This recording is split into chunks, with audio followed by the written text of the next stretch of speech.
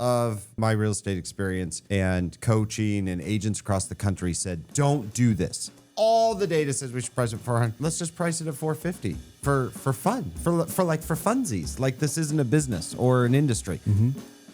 And then you would get it. Yeah. All right, Lori, what you got? So I have I'm assuming rural New York. Yeah. I would think so. There's acreage here. Yep. Ancrumdale, New York. Ancrumdale? I think so. And Cramdale. Maybe. It's described as an architectural treasure, totally secluded, and has its own windmill system for $90 million. Okay. What's the going rate for a windmill these days? I would like to clarify here that I think you're all wrong. There's not a windmill. Oh. There's no mill. You mean the hydroelectric, like the old mill? I think you're confusing like milling flour because we have so many wind turbines here in the Northwest. I see. So we're biased towards... Do you see a windmill, Lori? I don't see a windmill in any of the pictures. Hold on. Zillow calls it a windmill system. No way. That's what Zillow said. Well, Zillow's never wrong. How come? Right? How come I don't see a single... No, it's a mill. Like you used to mill flour. Zillow says. Okay, if you see a picture of a windmill, please correct me at some point during the show. Anyway, it's called the Mill Farm Sanctuary, but it's not a windmill. Okay. It's not a windmill. You guys have been in too many solar power companies' annual reports lately. That's what I do. There's not. That's how I spend my time. I will tell you why I'm very particular about this with this listing because I come from a farming background and agriculture background. Water is key. Yeah. I am in love with this property because there is a creek that runs through it, and they were using like hydroelectric power to run the mill. Not wind. There's this picture of like the pump house with like the generating electricity from the creek. Okay. To me, I look at this stuff has to be grandfathered in. You can't just go start damming up creeks. I mean, unless you want to go to federal prison, like you can't just start damming up creeks and like generating hydroelectric power. Right. So this is grandfathered in. Obviously, they've done some upgrades here.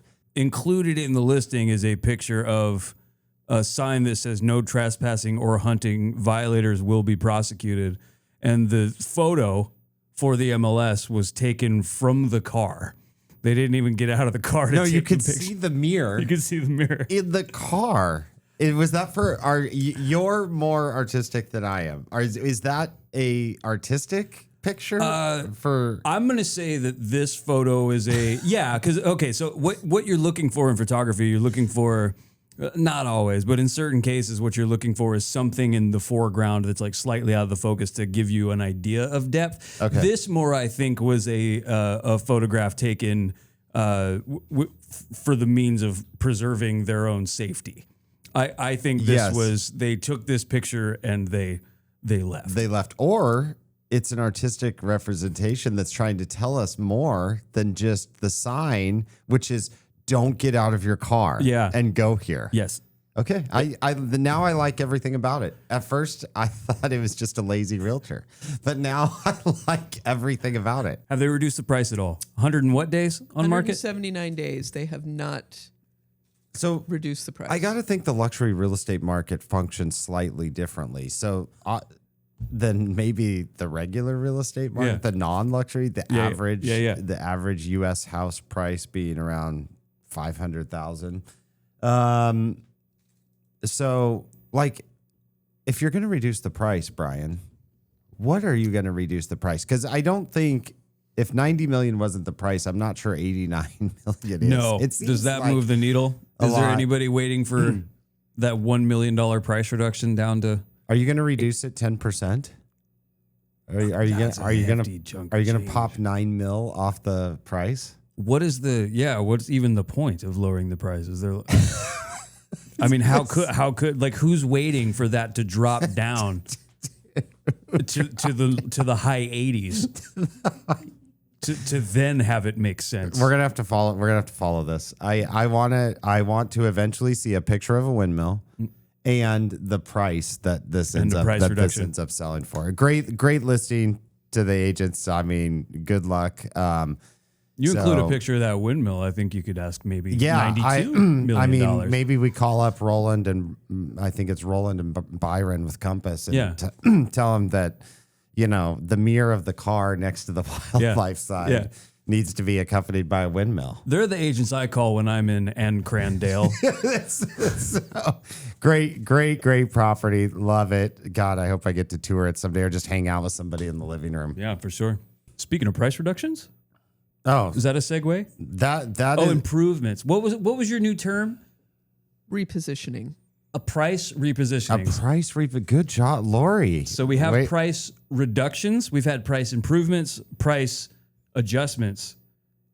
Lori has discovered price repositioning. Price repositioning. All terms that fancy realtors think they have coined to avoid saying lowering the price. No, it's not cheaper. It's repositioned. It's repositioned. So I didn't miss on my price. It needed a little bit of a repositioning. So I ran across this great article from this team out of Spokane, Washington, up in the Northwest. And the title of the Instagram post was they had put cheat codes for the public, like things you wish you would have known. And I mean, there's show content in there for days. So I went through and pulled out the 3 that we've had to say in the last week, maybe even in the last 3 to 4 days, where I was like, you know, this is a really good, I mean, there's a lot of garbage on Instagram. Maybe some people think our show is that, Brian. But there is some amazing stuff. This was a great post. And immediately I saw 3 things I'd said in the last 4 to 5 days. And so I wanted to get Brian's take on this as well. And so we just talked about it with this estate out there. And one of the cheat codes that they said the public needs to know that they wish somebody had told them sooner was overpricing just to see what happens usually leads to one thing. And then in quotations, nothing. For sure. Yeah. I do want to point out, I'm pretty sure Lori's still looking for a windmill.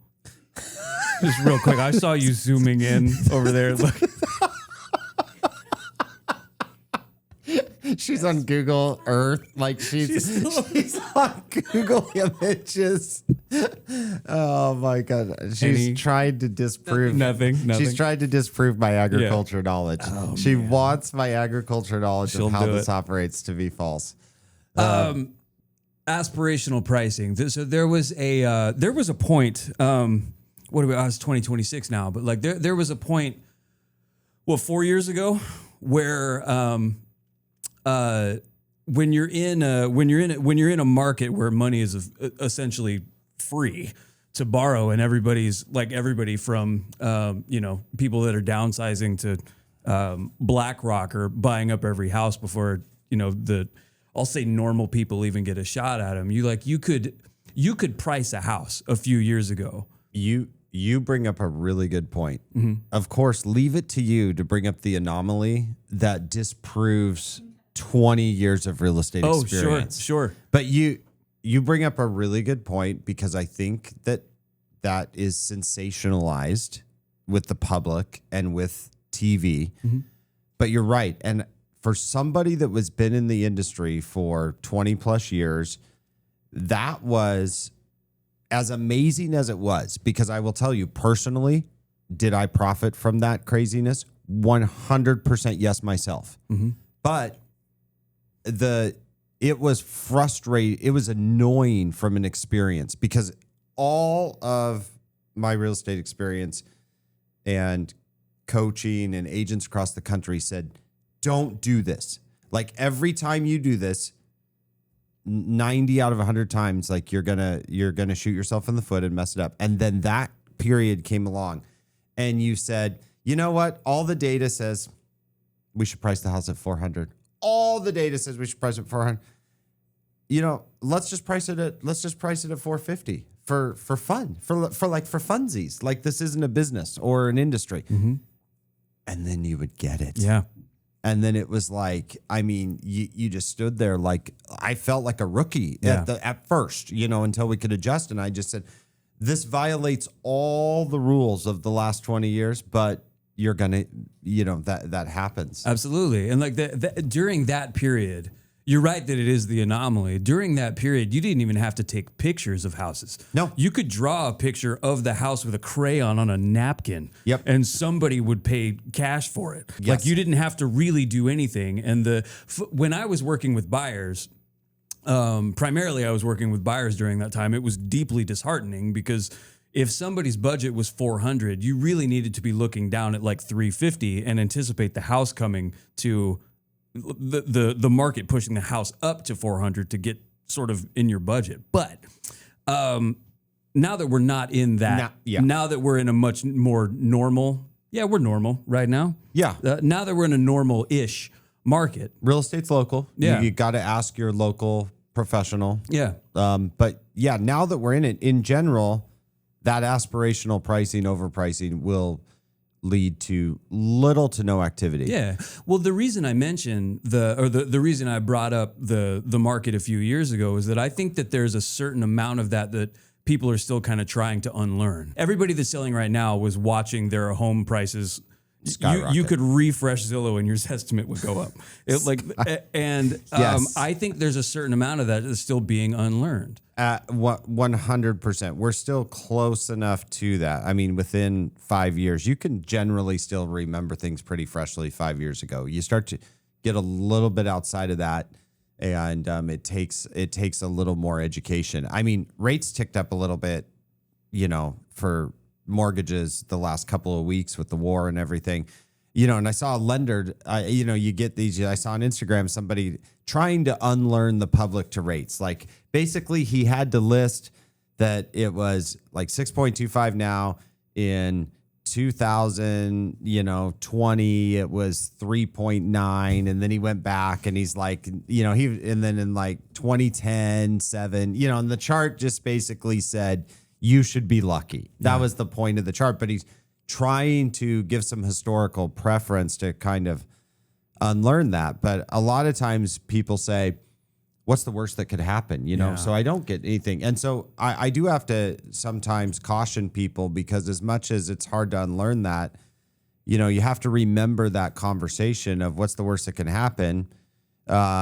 You know, I make an extra $40,000 or $50,000. Well, if your goal is to move in 4 to 6 months, the worst that can happen is people make a determination about you based upon your pricing. For instance, they make a determination because of data, and now data rules the world so heavily, and there's so much available that if you go out and do that, all of a sudden now, let's say there's 400 buyers in your local market that would have considered your house.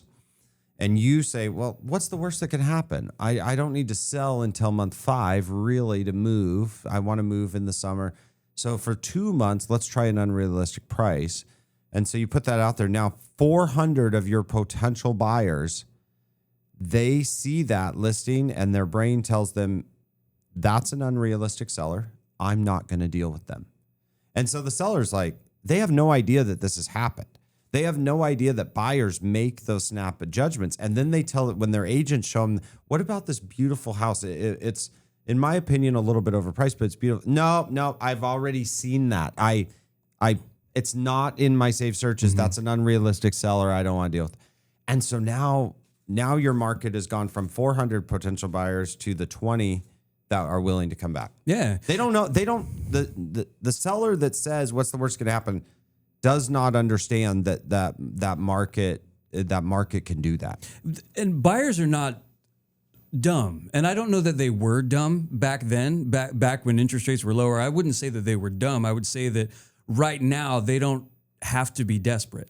They don't have to make a foolish decision at this point, or like they don't have to make a decision out of anxiety at this point. And the only thing, what I notice it all the time when I'm out with people, you can sort of tell when you walk into a house whether they have aspirationally or aggressively or just overpriced the property. Like you can tell sort of right away. Yep. And I think what buyers know that a seller may miss is that your only real recourse once the market has determined how they feel about your property is to start reducing the price. What I think sellers don't think about is when you begin reducing the price, you give signals to a couple of different signals to buyers. One is, well, maybe the most important one is people start wondering how low you're going to go, and they'll wait you out for that. And then two, they wonder when the price does start getting reduced, they wonder what's wrong with it. Neither one of those are good things. So yeah, you really have to be careful about your strategy. Yeah. And you hammer this all the time. The idea you're willing to. One thing that you tell us all the time is you need to be willing to walk away from a seller that is going to do that. Yeah, as an agent, like you have to make a determination of, you have to have some conviction and confidence in pricing and what you're doing. Now, a lot of agents are going to look at this, or clients or customers look at this and say, yeah, but I'm hiring you to do what I want to do and to get the price I want to get. And that doesn't necessarily have to be the case. And if that's what you're hiring, then sometimes you have to look and find another choice. Because there is a time and place for, say, unique properties or new construction properties or high-end luxury. There's these small segments of the market where an agent might specialize in trying to set that record or get something that nobody's ever else has gotten, but it's a different business plan and it's a different subset of clients. And so I always say, like, it comes down to, like, what are the goals of the client, and then is your system able to meet their goals? And that's when you have a match, right? And it doesn't mean that you have to do that. Like, our fiduciary duty does not kick in until you sign a contract with that person. Up until that point, you're just interviewing. I'll never forget, it must have been like year 3 in the business or something. Somebody called me and they're like, hey, I need you to come list my house. And we had a previous transaction where that particular person was, in my opinion, belligerent to my staff. And so I said, actually, we're not a good fit. Oh, and man, that person, they got so mad at me, and they're like, well, what do you mean? I need you to sell this house. I know you're the best person to sell a house. And I go, you're right, I am, but you lost that opportunity. And I mean, he's like, I've never heard of a realtor not needing business or not want. I go, it's not that I don't need it. Of course I'm growing and want, but I don't want it. And we don't have a duty until we sign on the dotted line. So you have to look at your goals of your client and your business. And when those are a match, boom. I mean, great. Things are awesome. When they're not a match, things are not awesome. Absolutely. You can't overcome that. And I bet he was right that he had never heard of that before, because that's not a mentality that most agents are going to have, because even if you know that the house is overpriced, you're hoping that either you're going to get lucky or you're going to be able to talk them into lowering the price of the house down the road. But again, once you start dropping that price, if you miss that price, price adjustments happen all the time, but when you miss that price, it's only bad things that can happen. Yeah, very, very, very, very likely. And that actually leads us to this Instagram's post second comment, which I kind of led into. That was just one of many conversations. They had written down that a great agent tells you what you don't want to hear and then makes it make sense, right? We all have different perspectives, right? So the seller's perspective is, I want to get the most, generally, most of the time, it's like, I want to get the most amount of money in the least amount of time with the fewest hassles. Like that is a very generalized saying that we use a lot. And so then you have to make decisions that lead to those results. And the seller's perspective sometimes is like, well, if I don't do this, I'm not going to get the most amount of money. And as an agent that you're with buyers all the time, that seller has maybe only sold 1 or 2 houses. Maybe some very savvy ones have sold 5, 6, 7. But in general, it's a transaction that happens 2 or 3 times in your lifetime. That's very different. You just don't have the experience of being in living rooms with hundreds of buyers. And so a lot of times a seller will be like, well, here's what's going to happen. They're going to love the house like I do because that's where, my kid learned to walk, and it was an incredible day when they learned to walk. And a buyer is going to come in and be like, well, there's apple juice stains there. They don't know about the kid learned to walk. All they see is the apple juice they spilled while they were learning to walk. Nor do they care. And so, but you have to, your job as an agent is to make that make sense to the seller, so they have the right perspective to be able to meet that buyer in their place where they need to be. And that's, I want to say as agents, it used to be that you would find somebody a house. That is not even close to what we do. You would help somebody find the perfect house. In today's world and availability and data, you're not, the client in many cases is finding the house long before you do as the agent, or they're bringing it to you and asking about it. And so you're much less finding the property and so much more being an advisor of the transaction. Absolutely. Of what you need to do here, when, how, why to get you to your result. Way less to do with finding the property. Agents come to me all the time and be like, I just want to go into real estate because I love showing properties and finding people their perfect house. Mm-hmm. That is not going to be a large part of what you do. No, no. And you say that, and it immediately brought up 2 things that just happened. I had someone was searching the MLS for like a really narrow, they were searching online for like a really narrow target that they needed. They needed a certain amount of space. They needed a certain amount of square footage, a certain amount of bedrooms. And they asked me the question, like, do you have any other houses that are not online?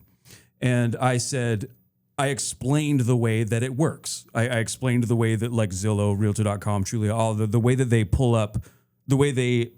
data from the MLS and then put it out onto the internet. If it's on the MLS, it's on there. And what I told him was, no, what you're seeing is really what's out there. And then I was telling you this story. Yes. And then you just said, well, here's a house that I know of. So you just contradicted everything that I told them. But the value there was like, here's a house that is getting some repairs done on it. Mm-hmm. It will be the house they want it to be in 20 days. Mm-hmm. It's not right now. But then you were able to connect those dots, and say like, oh gosh, yeah, okay, this is great. And so, even in a data-driven world, there's still an immense amount of value added by having a knowledge base of what could potentially be coming. I mean, that's kind of like next level agentry is helping clients with that knowledge, because you're in it every day. Mm-hmm. Like we're seeing hundreds of deals where they're seeing a couple that come up. So, and a network too. Yeah. And then some of this comes into play. I mean, there's so many moments in the transaction where an agent's job is to make it make sense for the client. Yeah. I mean, you're going to get into how to handle inspection requests, get back to people about issues on the inspection. Is this normal, or is this a buyer that's taking advantage of me? Those are the types of advice that make or break transaction. Well, so I primarily work on the buyer side, right? So the not always, but primarily, one thing that's very difficult to do sometimes is to get the each side of the transaction to understand where the other one is coming from. Like, for example, if there's a house that has an HVAC system that's older, just an example. Yes. If there's a house that has an HVAC system that's older, a buyer looks at that and says, that is going to fail. I want that replaced. A seller says, why would I replace an HVAC system that might fail in 5 years? Why would I do that right now? Correct. And you have to. I have to be able to explain to my client that without trying to sound like I'm advocating for the seller, that this is the seller's point of view, and here's why that makes sense. I will still try to get that for you. I will do everything I can to try to get that for you. But you have to figure out how to explain like why that might not happen, and you have to determine, like with people. So if an HVAC system is that old, it's a resale house. So I can show you the exact same house that has a brand new HVAC system with a warranty that likely won't fail, but it doesn't have a yard, it doesn't have a fence, and instead of $500, it's $550. Yeah. So there's a dollar equivalent that comes with that risk. And that is, once again, another one of those opportunities. Your job is to not have a happy, smiley conversation, but a hard conversation. Make it make sense for the client. Yeah. That's a lot of the job, and that's what separates like average agents from great agents all the time. And I mean, I should do a cheat code of when those now that I think about this, a cheat code of when those conversations are. When do great agents have those conversations? Yeah. So, okay. And then everybody wants to know how to get a good deal. Yeah. So in this data-driven market with housing and stuff, like I don't necessarily have to buy. This is common what we hear. I don't have to buy at any time point, but I just want to get a good deal. That is like a very common buyer question that you come up with. And so I always tell people, well, if you want a good deal, look for ugly pictures.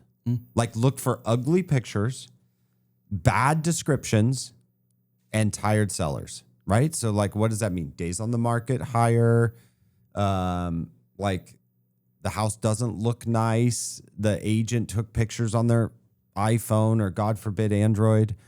Just kidding. That would be a better picture. Sorry, Brian. Yes, you would tell me that would be a better picture. That's your rural intelligence. Okay, that's my rural intelligence. Sorry, yes.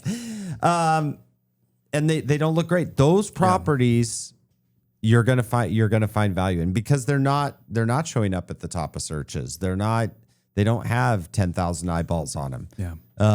And so if you have solutions to those problems, and you're willing to put some sweat equity and work into those problems, that would be great.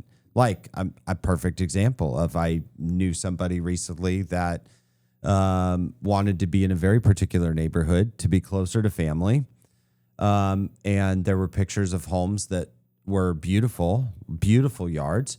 And then there were pictures of homes that had 14 chopped down stumps, like out in there.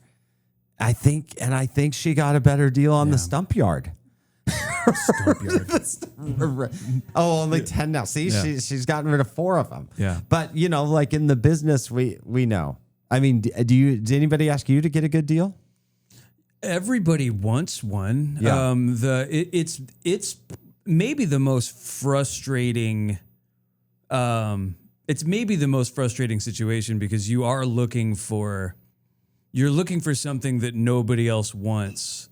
Well, what you're really trying to find is something that everybody wants, but nobody has offered on, and that just doesn't happen. I mean, there's a really good chance that if there's a house that's interesting in any way that is priced appropriately, that there isn't a deal to be had. But do I run into that with people wanting one? Every day of your life. Yeah, every day. Yeah, same for me as well. And your perspective on that is great. And I think, once again, like part of moving into a very data centric industry. And what I tell people is that if we're in a home with a buyer now, like everything just moves faster.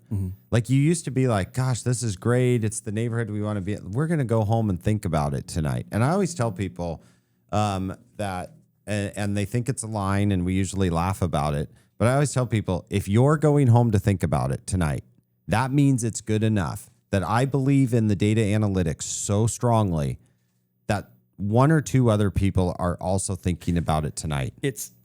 Like If the deal has gotten, if the prices come down, the stars have aligned, the job market is the same, you're not on this island by yourself. There are other piranhas that they're trying to get on the island and think about it as well. And so I always say, like, if this meets all the criteria, we're kind of coaching and getting ready to. If this meets all the criteria, someone else is probably thinking about it too. So action is going to win in that case. Absolutely. I'm not a spiritual person. I'm not a superstitious person, but I do believe that regardless of how long a house has been on the market, if you're interested in it, for some reason, someone else is too right now.